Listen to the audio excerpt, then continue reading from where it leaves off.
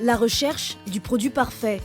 Est-ce un beau fruit sur les étals des supermarchés ou un légume cultivé sans pesticides et sans produits phytosanitaires? Que préfère le client dans son assiette? Et à quel prix? C'est la réflexion constante qu'on mène dans cette exploitation familiale. Il y a 15 ans, la ferme du Metz à Bailleul-le-Soc a fait un choix.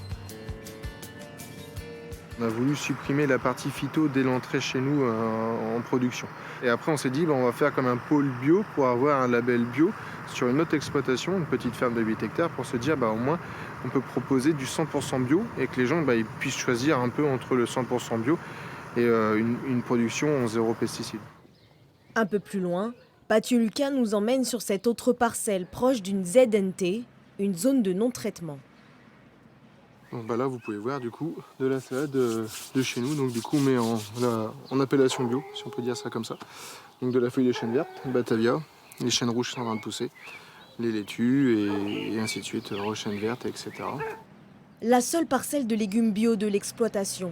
Le reste est pourtant cultivé de la même manière. Regardez-moi ça. Sympa ça. Ça c'est beau. Ce dessin, cette couleur et tout, c'est bien fait. Pour protéger ces aubergines du vent et des intempéries, une serre a été installée. Le sol est recouvert de miscanthus pour éviter les désherbants et contre les maladies et les nuisibles, on traite avec des huiles essentielles. Ces légumes n'ont pourtant pas l'appellation bio. Un investissement trop risqué pour l'agriculteur.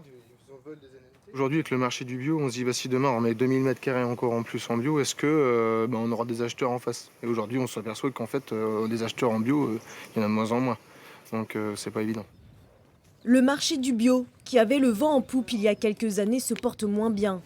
L'agriculteur en fait le constat direct avec la rhubarbe. Ces saisonniers ne font que la récolte sur quelques jours, au milieu de toutes ces mauvaises herbes. Pour réduire le coût de la main-d'œuvre, Mathieu Lucas a choisi de ne pas débroussailler cette année. L'année dernière, on était payé à peu près 1,45 du kilo. Là, on est payé à peu près 80 centimes sur une rhubarbe verte, type Goliath. Donc c'est pour ça qu'il faut minimiser les coûts.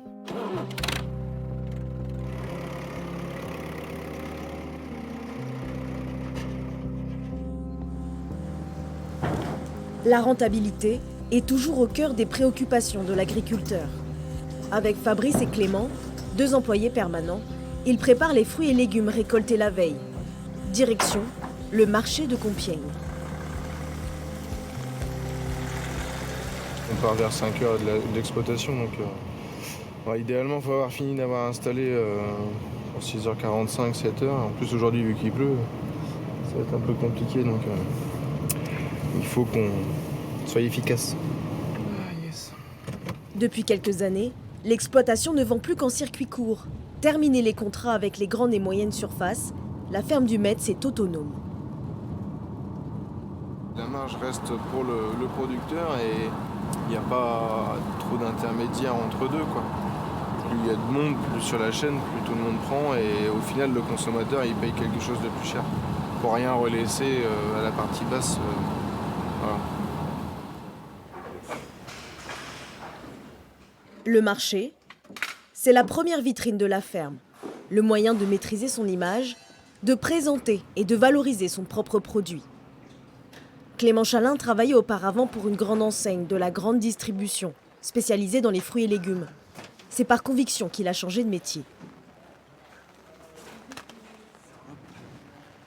Je sais que les enfants, je leur donne une fraise, je sais que la fraise, il n'y a pas de produit dessus.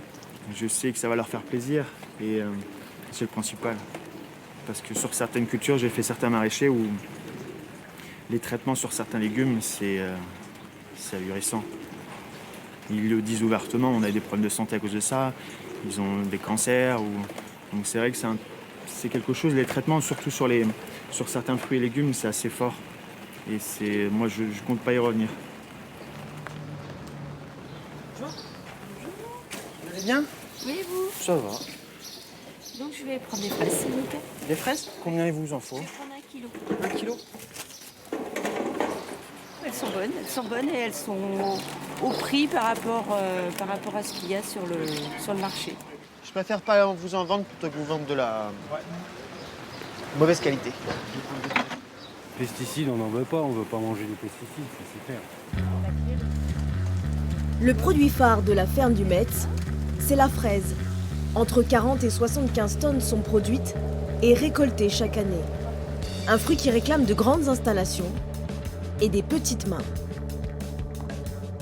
On aime bien et puis voilà, on sort de chez nous. Voilà, et on laisse nos maris. Et hop. Patricia et Marie-Claire travaillent ici depuis 7 et 11 ans. Des habitantes du village qui attendent la saison des fruits rouges avec impatience. Une opportunité pour elles, car l'agriculteur a beaucoup de mal à recruter des saisonniers. Surtout les jeunes, ils ne veulent pas venir, les jeunes. Pas beaucoup bosser, quoi. Mais vous, ça vous arrange de venir travailler ici Point de vue, la paye. Hein. Comme on est moi, je suis à la retraite, petite retraite, donc ça fait un complément, c'est ça. Hein. Ah oui, oui. Puis bon, c'est agréable. Hein. Bah, on est payé au SMIC. Hein. Mais moi, c'est pareil. Je suis comme Marie-Claire. J'aime bien sortir de chez moi un peu, voir d'autres gens.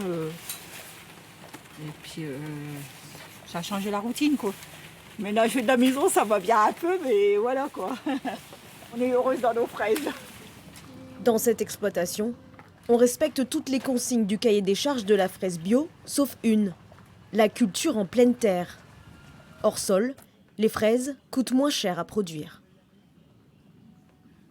Ça facilite quand même le confort de cueillette et la rapidité. Si on devait cueillir encore par terre, voilà, on n'aurait pas un débit non plus très élevé, et on aurait un coût de production plus élevé, du coup une vente obligatoirement plus élevée, quoi. Ce type de maraîchage qui s'inspire du bio est gourmand en main-d'œuvre. 35 saisonniers sont nécessaires pour faire tourner l'exploitation. Des saisonniers introuvables malgré la publication régulière d'offres d'emploi. Si on est retraité, c'est vrai que on se demande quel avenir ça va être. Donc du coup, on se retourne vers des solutions en disant on va être obligé demain d'embaucher de la main-d'œuvre étrangère pour pouvoir répondre à une demande qui, eux, sont super contents de venir bosser. Et c'est vrai que c'est un peu dommage, quoi, d'en arriver là. Après, c'est le système qui est comme ça et c'est vrai que c'est pas évident, quoi. Dans l'impasse, l'exploitation vient de recruter du personnel espagnol. 4 salariés qualifiés et habitués à ce type de culture. Quel avenir pour les maraîchers français? Faut-il continuer à faire du bio avec toutes ces difficultés ou repartir sur du conventionnel, plus décrié? Les producteurs de fruits et légumes dits responsables n'ont actuellement aucun label. Leur seule reconnaissance, c'est celle du consommateur.